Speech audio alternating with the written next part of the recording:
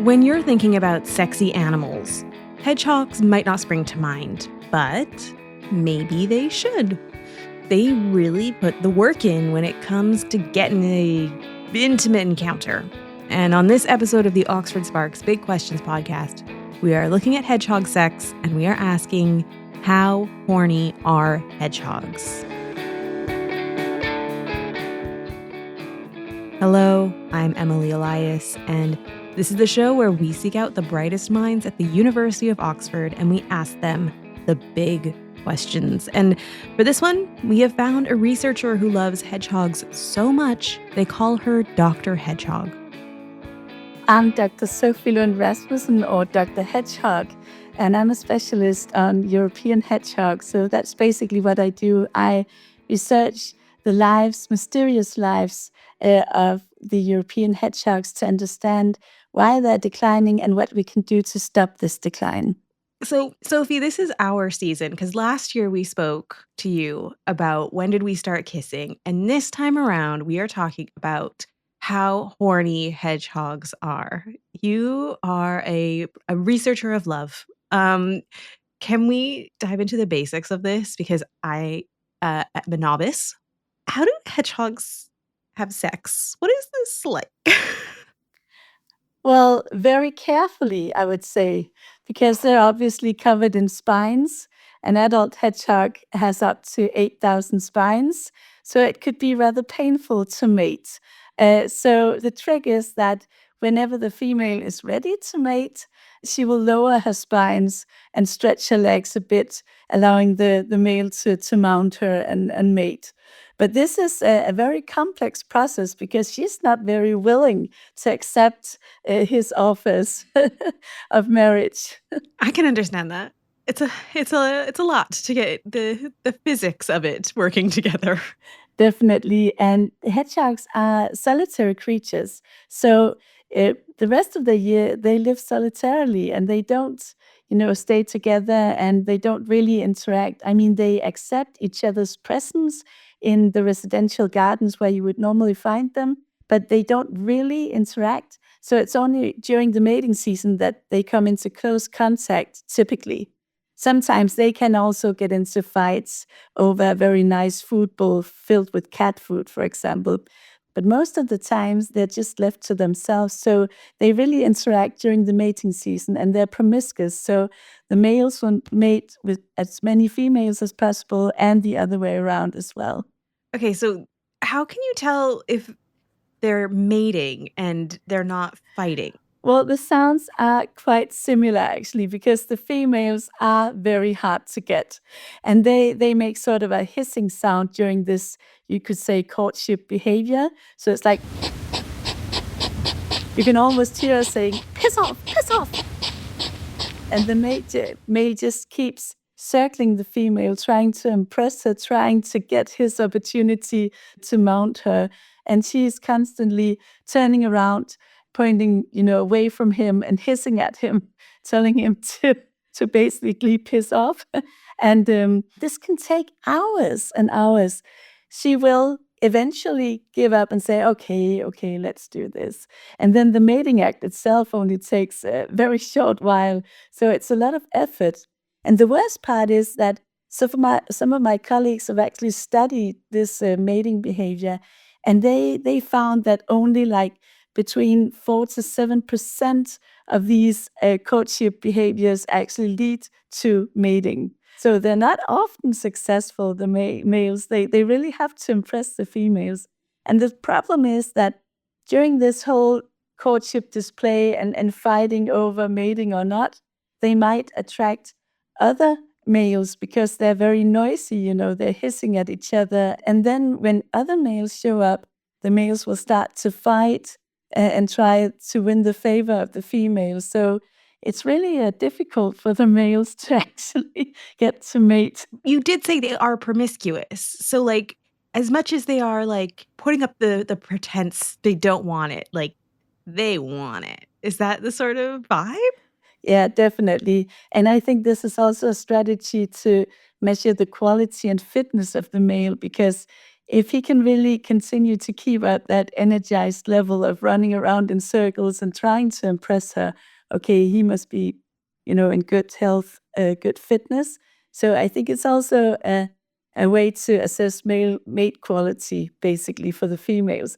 But they are really hard to get, and it's quite funny to witness this because, I take it you've witnessed this. yeah, I did. What was it like? Well, I also once unintentionally abrupted a mating, and that was just such a shame. But I had radio tagged 35 juvenile hedgehogs in the suburbs of Copenhagen to understand which challenges they actually face in the suburbs. And I followed them around for the first year of their life. And one of my favorite males, male number 7, and he was out one night and I was radio tracking him. And then I could hear from the signal that he was close by because the equipment started beeping. And then suddenly I could tell that he was breathing very heavily. I could actually hear him. And it was really, restricted breathing, like, and I thought, okay, he might be close to death. I have to go and rescue him. But the problem was that he was actually inside an enclosed garden. It was a nursery playground with a very massive fence and a very dense hedge surrounding that fence, so I couldn't see him. But I could just hear that he was in big trouble, and I thought, I have to go and save him. He's your favorite, number 7. You love him. Yeah, he was just such a sweetheart. And I ran around to the main gate, and it was, of course, locked. It was the middle of the night.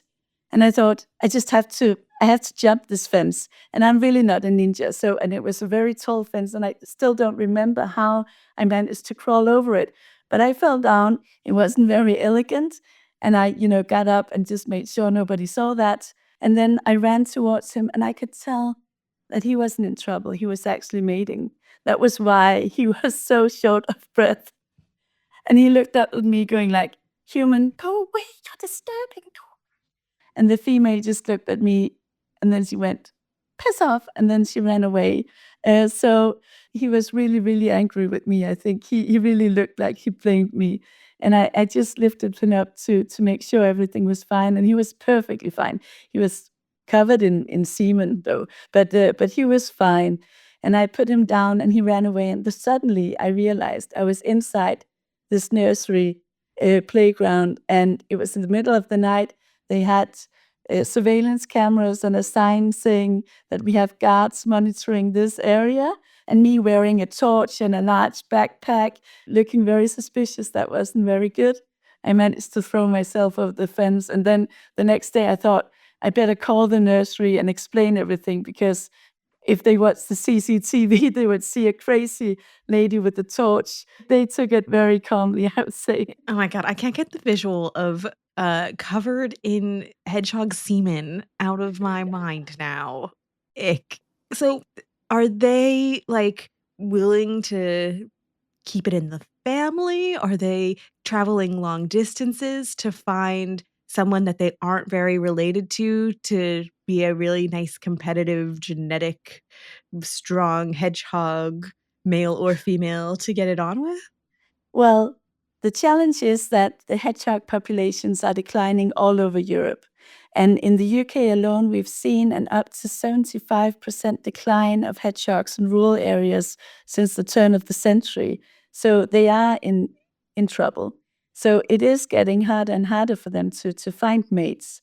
And especially with the fragmented landscapes we have nowadays, I mean, there are roads everywhere, and it's really risky to cross the roads.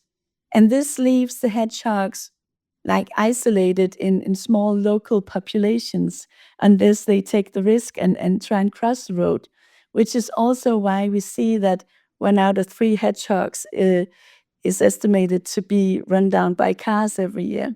And the risk of being hit by a car as a hedgehog is definitely during the mating season, where they expand their home ranges in search for mates. They can walk up to 2 kilometers a night in search for mates. But the problem is just that there are too few hedgehogs out there. And if you have a population that is completely isolated, like the one we have in Regent's Park in London, there are only around 30-ish hedgehogs left in the park. So we assume that they mate with family members. My research has also found a very high degree of inbreeding amongst the Danish hedgehogs, which is likely caused by the fact that Denmark consists of a lot of islands, so they are isolated on these islands.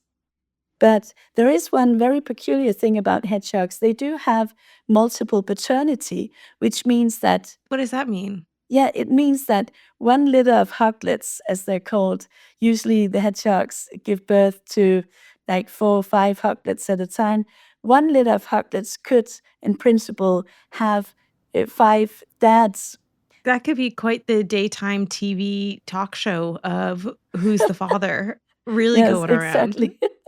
Paternity cases. But the thing is that the hedgehogs mate, and then the males leave the premises, and the females are left with all the hard work. So they're raising the hoglets on their own. Ugh, I have so much respect for female hedgehogs now.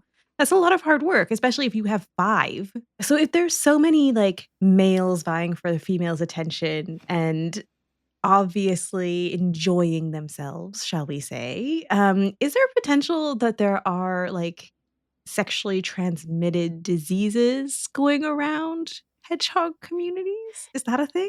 Yeah, well, I could imagine that there are, but I mean, we don't know that much about it yet. Definitely, there would be the sexual transmitted diseases, but they also come into contact during the mating rite. So they would also be in contact with each other's feces, for example. And also, when the male bites onto the female's back, he also bites her. And the hedgehogs had this peculiar behavior of self-anointing, where they chew on something very smelly, and then they produce a lot of saliva, and then they just lick the saliva onto the spines. And we are not exactly sure why they do this. This could be to cover their scent against predators so that the predators won't detect them.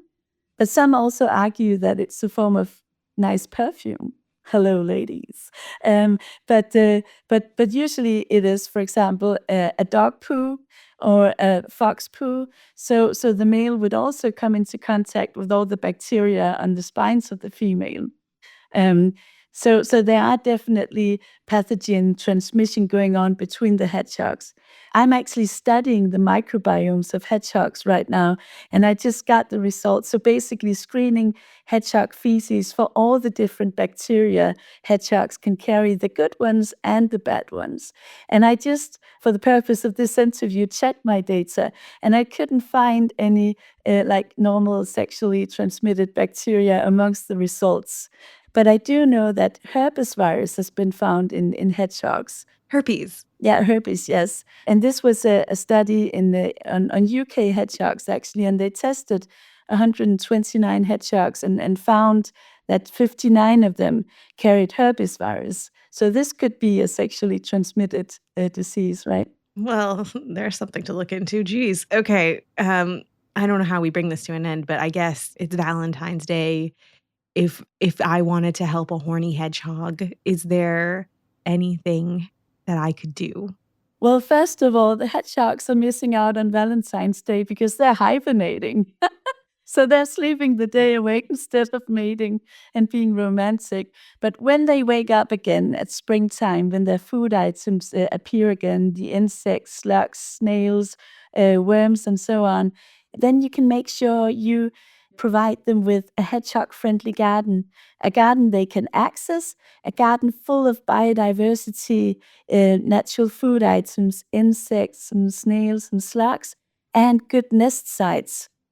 So this is very important. And as the hedgehogs are increasingly inhabiting residential areas because their habitats, natural habitats, are disappearing because we're building so much and destroying nature, then it's actually really important that we make our gardens hedgehog friendly, because this is where the fight and battle to save the hedgehogs is going to take place, in our own backyards.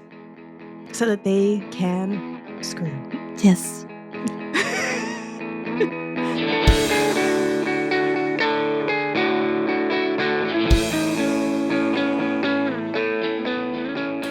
This podcast was brought to you by Oxford Sparks from the University of Oxford.